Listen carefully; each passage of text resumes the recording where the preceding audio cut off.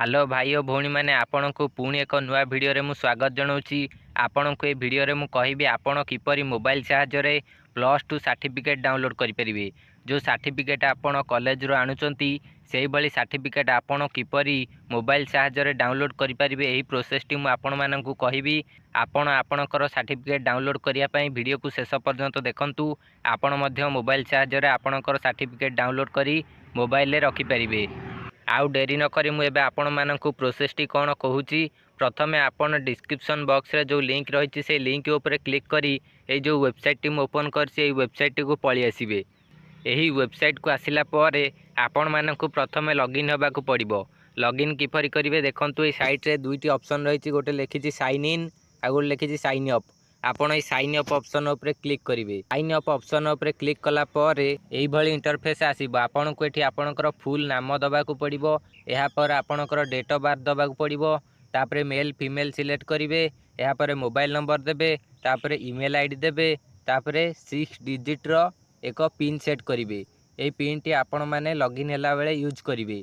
ए pin T को set करिकी आपण सबमिट ऑप्शन ऊपर क्लिक करिवे। तळे जो सबमिट ऑप्शन रहिछि एडी क्लिक कला पर आपण को मोबाइल नंबर को एक ओटीपी आसीबो। से ओटीपी को फिलअप करिवे। एहा पर आपणकर एथिरे अकाउंट क्रिएट होई जिवो।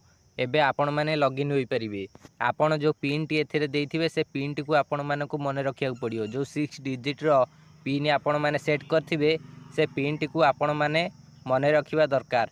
एहा पर आपण माने बैक आसी जिवे एठी लॉगिन करिया पई। किपर लॉगिन करिवे एठी देखंतु ए जो साइन इन ऑप्शन रहिछि आपण साइन अप रे रजिस्टर होई गले अकाउंट क्रिएट कर देले आपणकर पिन सेट कर देले। एडी साइन इन ऑप्शन ऊपर क्लिक करके आपण लॉगिन होई जिवे साइन इन होई जिवे। एबे मु साइन इन ऑप्शन ऊपर क्लिक करूची। देखंतु मु साइन इन ऑप्शन ऊपर क्लिक कर देली। साइन इन ऑप्शन ऊपर क्लिक कला पर एठी हमें लॉगिन करिया को ऑप्शन मागुची। देखंतु मोबाइल नंबर रे लॉगिन करि परिबा। मोबाइल नंबर दबा। आमे जो मोबाइल नंबर टी देइछे एठी मोबाइल नंबर देला पर नेक्स्ट कले हमकु ओटीपी आसीबो। से ओटीपी को दे आमे लॉगिन करि परिबा। एहा छडा यूजर नेम माध्यम रे मध्य आमे लॉगिन करि परिबा। एडी यूजर नेम दबा ओ जो 6 डिजिट रो पिन सेट करथिले से पिन को दबा। पिन देले हमर लॉगिन होई जिवो। एहा छडा आमे आधार द्वारा मध्य लॉगिन होई परिबा। हमर आधार नंबर टी को दबा। एहा पर आधार रे रजिस्टर थिबा मोबाइल नंबर को ओटीपी आसीबो। एहा पर हमर अकाउंट टी लॉगिन होई जिवो। आमे मु एबे यूजर नेम माध्यम रे लॉगिन करबी। यूजर नेम सिलेक्ट कली। एहा पर एठी यूजर नेम टी को देबी और 6 डिजिट रो पिन टी को मध्य देबी। एबे देखंतु मु लॉगिन कर दोची यूजर नेम माध्यम रे। आपण मोबाइल नंबर माध्यम रे करि परिबे आधार नंबर माध्यम रे मध्य करि परिबे। एबे मु एठी लॉगिन कर दोची। देखंतु एठी एबे मु लॉगिन होई जाईची। लॉगिन हैला पर आपणक सामना रे एभले एक पॉपअप आसीबो। एहा को आपण कट कर देबे। एठी माने क्रिएट करिया को एबीसी आईडी कार्ड पॉपअप आसुची। आपण एई ऊपर जो छकी ऑप्शन रहिछि छकी ऑप्शन ऊपर क्लिक करिकी कट कर देबे। एठी देखंतु आपणकर आईडी टी लॉगिन हैला पर आपणकर आधार कार्ड जो फोटोटी थिबो से फोटोटी मध्य आसी जिवो। ए देखंतु डाहाण पटरे प्रोफाइल ऑप्शन रे देखंतु आपणकर नाम फोटो गुडी को सब देखे देबो। एठी आपण माने किपरि आपणकर +2 सर्टिफिकेट को डाउनलोड करिवे देखंतु। बाँ पटे देखंतु तीनोटी गार पड़िछि। ए तीनोटी गार ऑप्शन ऊपर क्लिक करिवे। ए तीनोटी गार ऑप्शन ऊपर क्लिक कला परे ए देखंतु प्रथम रहिछि होम तापर रहिछि इशू डॉक्यूमेंट तापर रहिछि सर्च डॉक्यूमेंट। ए सर्च डॉक्यूमेंट ऑप्शन ऊपर क्लिक करिवे।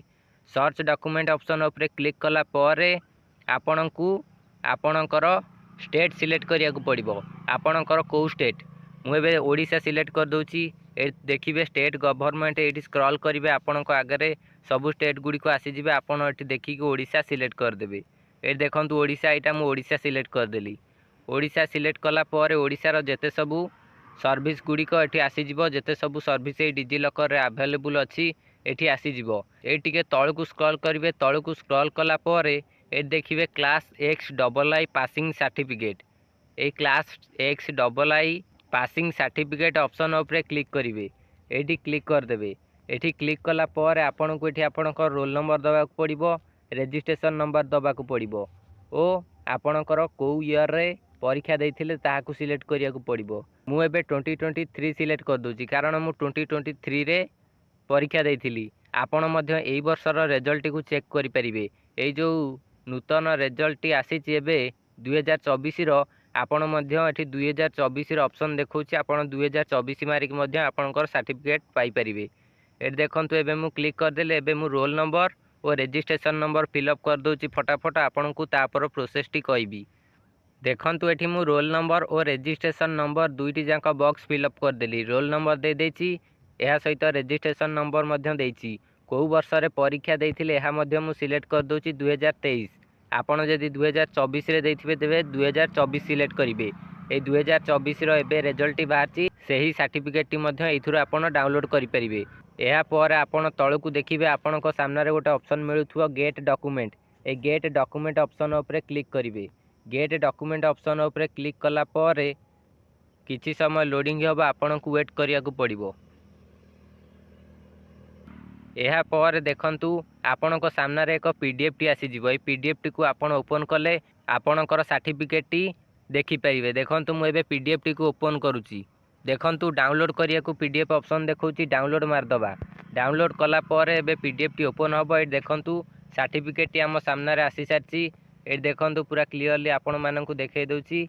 एई सर्टिफिकेट टी डिजिलॉकर द्वारा प्रोवाइड करा जाउची।